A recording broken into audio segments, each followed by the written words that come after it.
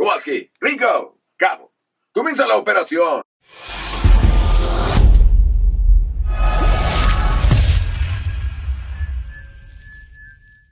Bueno, estamos aquí, tenemos un invitadazo el día de hoy. Tiene muchísimas profesiones, locutor, es actor de doblaje y en sus tiempos libres es pingüino de Madagascar.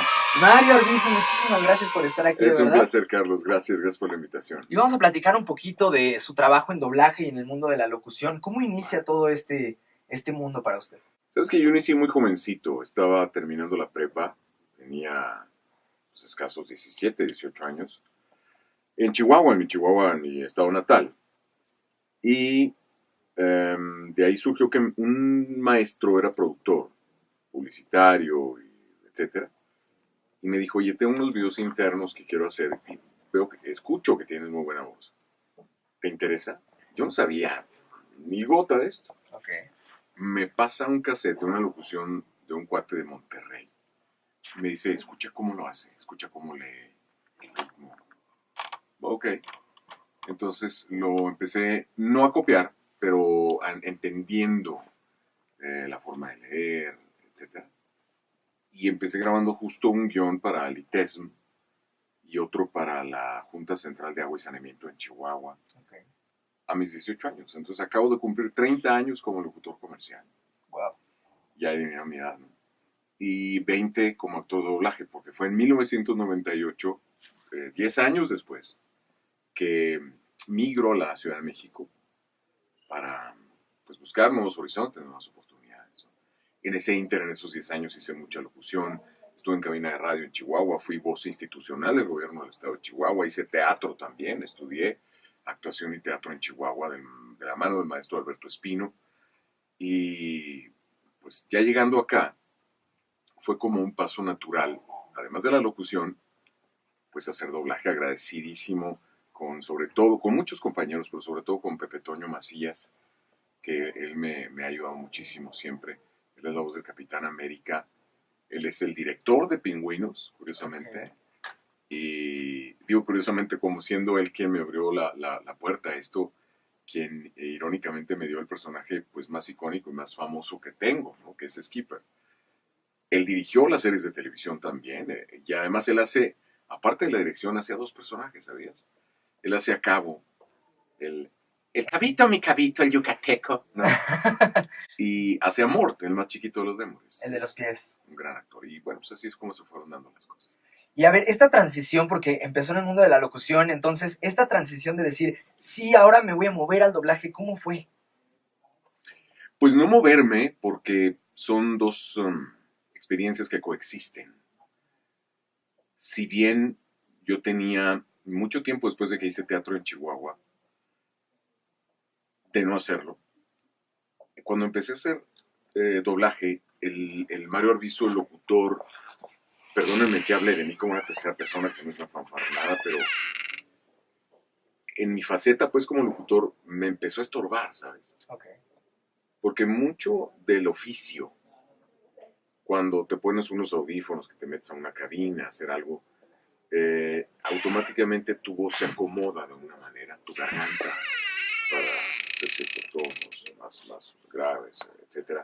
Y más en la locución que se hacía en aquellos años, no se hacía una locución tan natural como ahora, no era más impostada y esto. Okay. Y eso me costó mucho trabajo a la hora de empezar a hacer doblaje.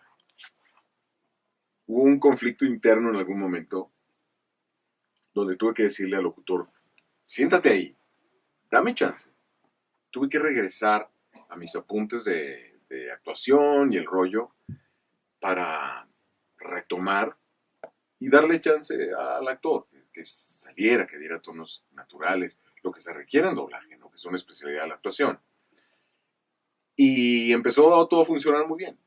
Ok, y justo decías, es una especialidad de la actuación y es el eterno debate. ¿Se necesita estudiar actuación para hacer doblaje?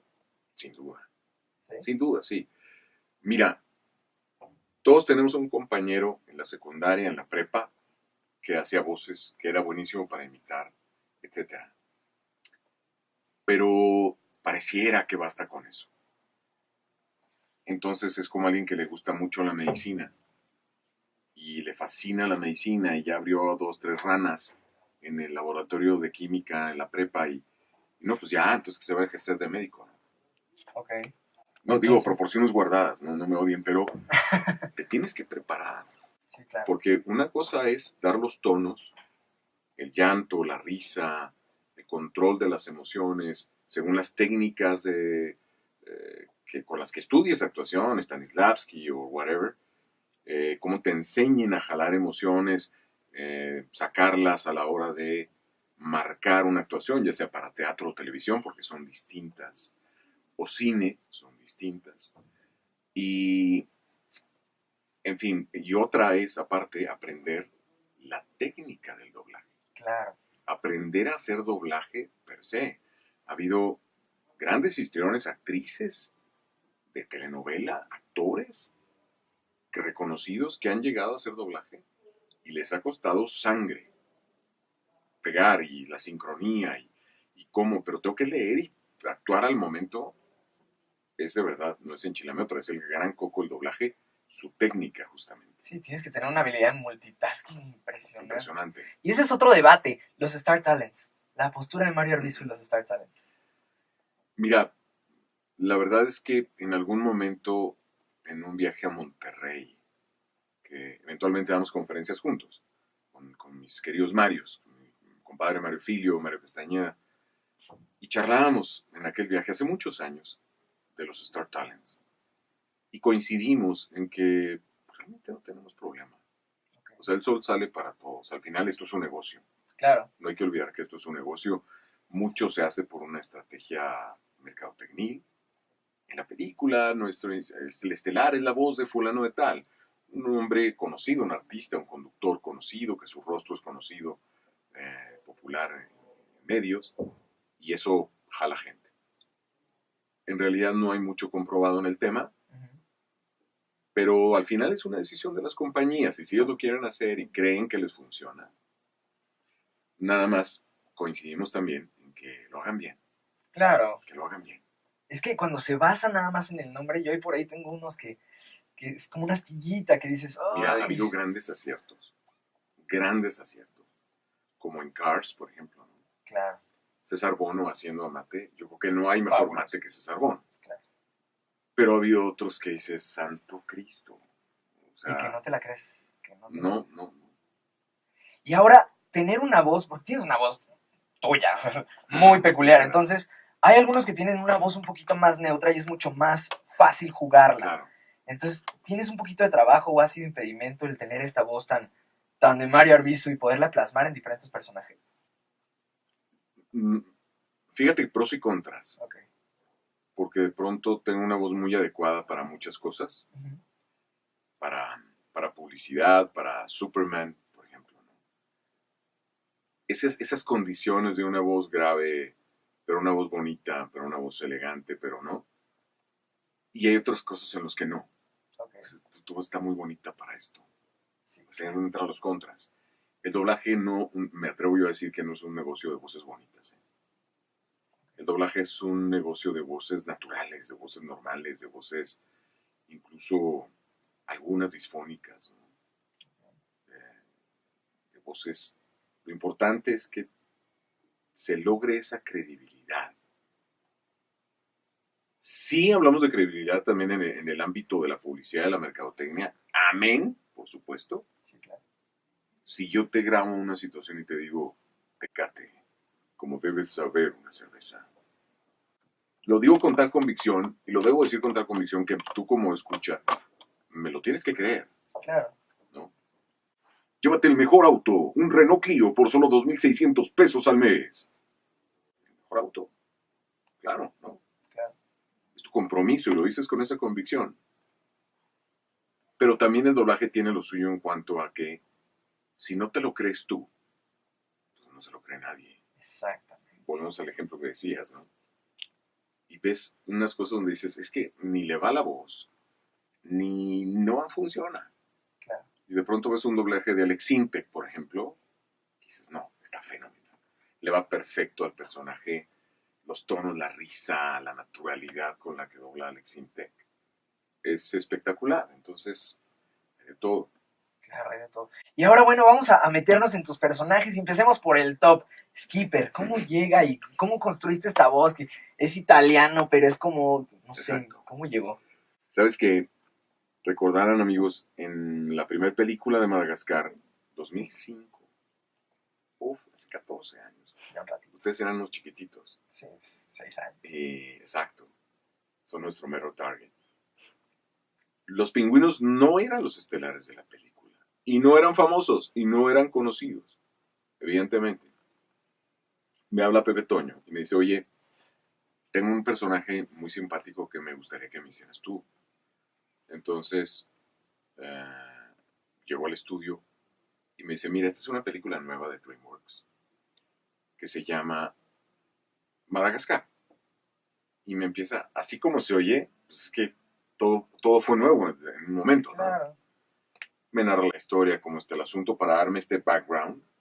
Y me dice, pero resulta ser que hay unos pingüinos también en ese zoológico, que son una mezcla entre un equipo SWAT, y son como muy militares. Sí. Entonces de pronto quiero que me des tonos muy militares, me dice, a Pepe los vas a ver. Kowalski, Ringo, Cabo, comienza la operación. Hasta caminaba enfrente de ellos y ellos formaditos, ¿no? Pero de pronto se iba a tonos como de Cosa Nostra, como Claro. ya ves que hay un barrio italiano importante en Manhattan y decíamos qué loco puede hacer una reminiscencia de eso. ¿Por qué de pronto estos tonos como italianos, como oscuros, ¿no? Mafiosón? Ok. Y es lo que enriqueció mucho el personaje. La gente salía de la película diciendo, la película está muy linda, el león, la cebra, todo está perfecto. Pero los Pero pingüinos. los pingüinos se la llevaron. Y se robaron la película, entre comillas, de tal suerte que pues han trascendido de una manera increíble la serie de televisión, su propia película y demás. Y evidentemente en el proceso los personajes han ido creciendo y enriqueciéndose. Sí, se transforman. Y fue difícil después de la primera película, porque, pues, digo, es un personaje que ganó mucha fama, pero no hablaba mucho. Entonces fue difícil retomarlo para la segunda película. No, en realidad no. Si bien no copiamos tonos Ok. del idioma en el que el personaje venga, porque no solamente viene en inglés, puede venir personaje en francés, en chino, en mandarín, en japonés, lo que sea, según lo que te estés doblando. Si estás doblando manga, pues viene en japonés, evidentemente. Claro. Pero no copiamos, pero sí no dejamos de ver el trabajo que ya hizo un actor en darle vida a este personaje, amén de que quien le puso voz a Skipper fue el director de la película, Ok. Tom McGrath. Ok. Tom McGrath No me la era el sabía. director de Madagascar y cuando estaban haciendo los storyboards y todo esto y en la mañana, en las mañanas de sesiones de trabajo, oigan, hoy vamos a hacer esto, vamos a trabajar en la secuencia tal y no sé qué. Dice, aquí va a llegar Skipper y Tom McGrath hacía el personaje. Ujú. Y cada mañana en las sesiones y Tom McGrath hacía, aquí llega Skipper y dice tal cosa y lo impersonaba él, lo actuaba él. Y van en cierto proceso de la película y dice, bueno, es hora de buscar el cast de las voces. Y empiezan a buscar entre las voces a la voz de Skipper. Y prueba 1, y prueba 2, y prueba 3, y prueba 5, y prueba 9. Hasta que llegó un momento que en las sesiones de trabajo, el mismo equipo dijo, oye, Tom, es que la voz de Skipper eres tú. Claro, Nos natural. la haces aquí cada mañana, te queda increíble. Yo creo que ya estás ahí. Entonces, él además de dirigir la película, fue la voz de Skipper. Es la voz de Skipper en inglés, la oficial, ¿no? La original. E irónicamente, es el director también de The Boss Baby, el jefe en pañales. Que también lo hiciste Que tú. soy la voz del jefe en pañales. Y que tuvo la suerte también de que ya serie también en Netflix. ¿Qué tal? Qué suerte tienes, qué suerte, bárbaro. qué Es bendito. que haces personajes que Bendecido. trascienden. Bendecido, de verdad. Y ahí hay un tema que es importante, porque hay ciertos actores de doblaje que de repente llegan a ese personaje, el personaje que los identifica. Sí. En tu caso es Skipper, y hay muchos actores que tienen ese personaje, aunque tienen una pues, muy vasta trayectoria, pues, hay ese personaje. Claro. Entonces, Sí, oye, con Humberto Vélez, con Homero con Simpson. Homero Simpson, claro. Que lo hizo durante muchos años, dirigió muchos años la serie, pero hace muchos años que ya no lo hace él. Pero sí, Sin embargo, es Homero Simpson. En el pensamiento, en el comunitario, él es Homero Simpson. Claro. Entonces, es bueno tener este casamiento con un personaje, que te reconozcan. Porque hay veces que dicen, qué padre que digan tal persona, tal personaje, pero luego salirse está complicado, ¿no? Sí, hay una pérdida ahí. Hay una pérdida y te lo digo porque no solamente conociendo la historia de Humberto respecto a Homero, no me compete a mí, la contará él. Claro. Pero yo les hablo de mi historia, les hablo de Superman. Viene Superman Returns en 2006 y la protagoniza Brandon Routh, este joven muy apuesto, que era como un digno heredero de lo que se hizo en aquella película original de 1978 y las demás. Y pues, trabajamos en un proyecto enamorados de él, con mucho ahínco, con mucho respeto, con mucha emoción. Y en este ir y venir de las compañías, que así sucede, Claro. se cambia de actor en la película. Voy y hago la prueba, me invita a Warner a hacer la prueba para este nuevo actor. Y pues resulta que cuando hice la prueba, yo debo confesarles, cuando hice la prueba, escuché el timbre y dije, wow, de aquí soy, ¿no? Okay. De aquí soy. Tenemos el timbre, pero machadito. Y resultó que no me quedé. Y wow, difícil. Sí, porque si hay una pérdida ahí, hay un proceso de una pérdida que tienes que tolerar, porque ni los personajes son tuyos, ni las marcas publicitarias tampoco. Porque además, si te cuentas la historia de que son tuyas, vas a sufrir. Sí. Porque antes de que las grabaras tú, lo hacía alguien más. Entonces, pues yo agradezco mientras lo hago, mientras lo puedo hacer y tengo esa bendición. Agradezco muchísimo a Dios, a la vida, al director, a la compañía. Y hago lo que está en mis manos hacer, lo hago con excelencia. Oye, pero ahí en el caso de Superman particularmente, hubo un tiempo en el que lo dejaste y luego regresaste a ser Superman para ciertos videojuegos en Injustice. Si no te- Curiosamente sí, ¿sabes qué? Me llaman un día de un estudio y me dicen de Kai Team Studio. Me dicen, oye Mario, te estamos llamando porque llegaron un videojuego y para que la voz de Superman. Entonces yo así, no me toques ese vals. Dije, gracias, pero mira, la verdad es que ya no hago yo a Superman. Sí. Ahora la voz de Superman es fulano de tal, lo hace muy bien, un gran actor de doblaje, ¿eh? Y el asunto es así. Y me dice, no, es que la compañía nos pidió que te llamáramos a ti. Perdón. Ah, caray. Entonces, donde vino Injustice, Injustice 2 y después algunas participaciones para las películas de Lego y demás. Padrísimo. Muy padre. Oye, yo quiero tocar un personaje que salió un poquitito, una cosa de nada, pero yo creo que siempre te lo recuerdan.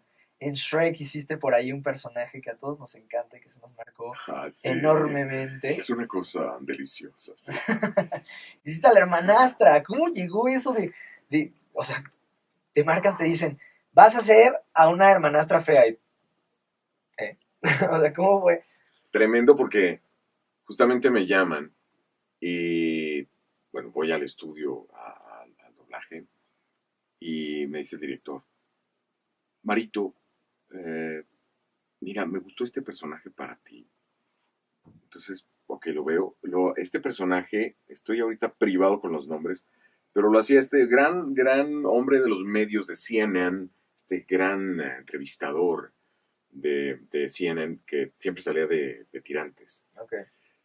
Y lo hacía en inglés, en su versión original. Entonces, una voz gruesa, pesada, en contraste con la imagen de la hermanastra fea, porque recordarán que esta producción de DreamWorks maravillosa era un contraste y era como una mofa indirecta, o más bien bastante directa, a lo que eran esas fantasías y las historias de princesas de Disney. Claro.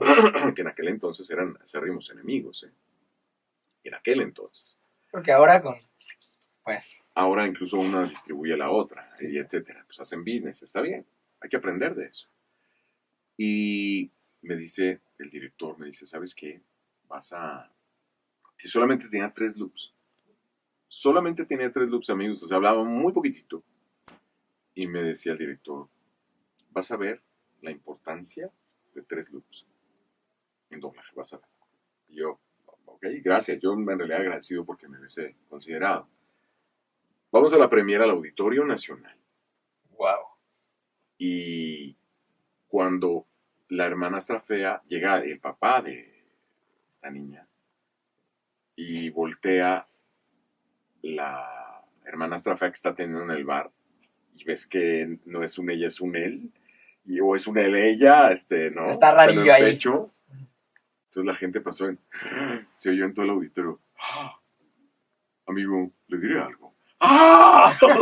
Empezó a hablar. Es que fue Increíble. maravilloso. Y son esos personajes que, o sea, literal, 3 loops. Estamos hablando, cada loop son 24 palabras. Es correcto. Ajá. Y nos marcó a todos. O sea, toda una generación. También crecimos con esa película y nos marcó. Es un papucho. Es fenomenal. A ver, platícanos, ¿qué otros personajes importantes has tenido la oportunidad de doblar? Así para cautivar a la audiencia. Fíjate que tiene la gran bendición de ser varios. El Doctor Doom en Los Cuatro Fantásticos. Esta película maravillosa a principios de los 2000. Después vino el papá de Bambi en Bambi 2. Ustedes no les tocó ver Bambi la original porque salió cuando yo era un niño. Sus papás eran unos niños. Y viene esta Bambi 2, donde ¿quién me iba a decir que yo iba a tener la bendición y la fortuna de hacer al papá de Bambi, ¿no? Claro. Al gran príncipe del bosque? Vino también otro proyecto de Disney precioso, Beverly Hills, Chihuahua, con claro. la gran ironía que en el título de la película pues llevaba mi tierra, el nombre de mi tierra, ¿no? Hago a un pastor alemán que es un ex oficial de policía delgado, que tiene que llevar a esta perrita Chihuahua de vuelta a Beverly Hills. Entonces, recuerdo que estábamos en el estudio y empezamos a grabar, me dirigió el gran Ricardo Tejero y empezamos a grabar y ya, pues corro un primer ensayo y empiezo a hablar. Y vamos grabando y, mi Mario. Y yo, ¿qué pasó? Me dice, espérame. Oye, ¿lo podrías grabar con tu acento? Y yo... ¿El de Chihuahua? Ajá. Okay. Y yo, ¿cómo? Sí, ¿lo podríamos grabar con tu acento? ¿Tú me escuchas algún acento? No. ¿Al acento de algún lado? No. Totalmente no. Por el oficio, pues te vuelves una persona como de un acento neutro. De pronto en el programa de radio pues, se me van las cabras o por alguna situación se me sale una cosa norteña. Pues nada, porque viví 28 años allá, imagínate, ¿no? Básicamente. Entonces dije, ok, con mi acento. No recordaba mi acento. No es sangronara. Entonces lo que hice, ¿me das un minuto? Sí, le marqué a mi hermano, a Chihuahua. Háblame. Porque mi esposa me dice, hablaste Chihuahua, ¿verdad? Digo, ¿por qué traes acento? O sea, se me pega, hablo con mi papá, Claro. mis hermanos. Pero es que tiene que salir natural, ¿no? Entonces, no fingido. Sí, exacto. Porque si no caes en una caricatura del acento norteño. Claro. ¿No? Como lo que ves que muchas cosas que dicen que hablamos así cuando quieren hacer un acento norteño. No hablamos así. Parecidito, pero no hablamos así. Pero no tan exagerado. Exacto. Entonces, como es un acento estereotipado. No está mal, pero es estereotipado. ¿Y qué más? Pues vino después un oso polar maravilloso, Yorick Barneson en La Brújula Dorada. Un personaje también muy rico, muy, muy bonito, muy difícil. Por la colocación para pegar la voz a un oso en todo tiempo en los graves. Y he pegado en la garganta. Todo el tiempo, muy difícil. Y más cuando peleaban. Ok. Después... Me va a salir lo fan, perdóname, pero hiciste ahí un personaje en Harry Potter, yo soy fan, que Dumbledore tiene estilo, ¿no? Ese diálogo es maravilloso. También, fíjate, de la mano de la hermanastra fea, habla muy poquito. Kingsley Shacklebolt. Y no sale mucho este mago, pero todo el mundo lo recuerda. Claro. Porque cuando Dumbledore levanta los brazos y golpea arriba, se vuelve un ave y se va. Dice, wow, vaya ministro, no negará que Dumbledore tiene estilo. Es maravilloso, tenía que escuchar eso. Maravilloso. Perfecto. Y bueno, Mario, finalmente, un consejo para todos aquellos que como yo estamos interesados en el doblaje y nos gustaría incursionar, ¿qué les aconsejaría? Que se preparen. Como les decía, el talento no basta. Si tienes talento, qué bueno, te va a ayudar muchísimo. Pero hay que prepararte. O sea, puedes tener talento y tablas y facilidad para colocar voces y todo. No sabes cuántos chicos y niños me escriben, ¿me podría hacer una prueba para doblaje? Y yo, ¿cómo? O sea, ya intuyes que puedes hacer doblaje. O en sus familias dicen, ay, qué gracioso, haces muchas voces, tú deberías hacer doblaje. o a gente que tiene la voz grave. No, hombre, tú ya estás para locutor, ya estás. Como si ser locutor fuera solo tener voz grave. Claro. No se imaginan, ese es el 5%. Ese es el 5%. Hay que prepararse, hay que aprender a leer, hay que entender de respiración, de proyección, de velocidad, manejo del apuntador, de cómo rayar tu script, cómo aprender a la técnica del doblaje, cómo mides, cómo lees el argot del doblaje. Hay muchísimo que aprender. Dense cuenta que de verdad no basta con las ganas y no basta con tener talento. O sea, para llegar a hacer doblaje, amén de hacer un buen doblaje, estás todavía años luz. Hay que prepararse. Claro, y tener mucha disciplina.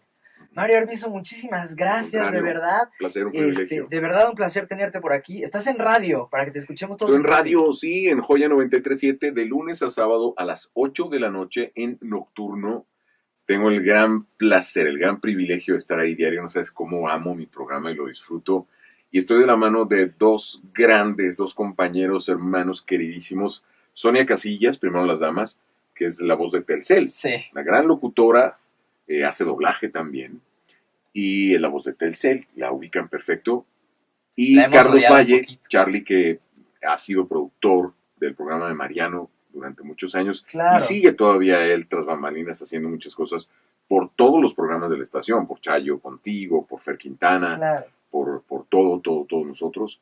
Y estamos los tres, somos los tres jinetes de Nocturno 93.7, de lunes a sábado, 8 de la noche, en el Valle de México, y lo pueden escuchar también por internet en joya937.mx o descargando la app de Grupo Radio Centro. Pueden estar en Timbuktu y teniendo la app en el teléfono, ahí nos oyen, siempre y cuando sea a las 8 de la noche de México, ahí nos oyen. Que aparte, déjenme decirles rápidamente, cómo se divierten, ¿eh? Y eso se contagia, se divierten muchísimo. Los comentarios entre Sonia y tú son maravillosos, de verdad. Muchas gracias. Muchísimas gracias, de verdad. Saludos.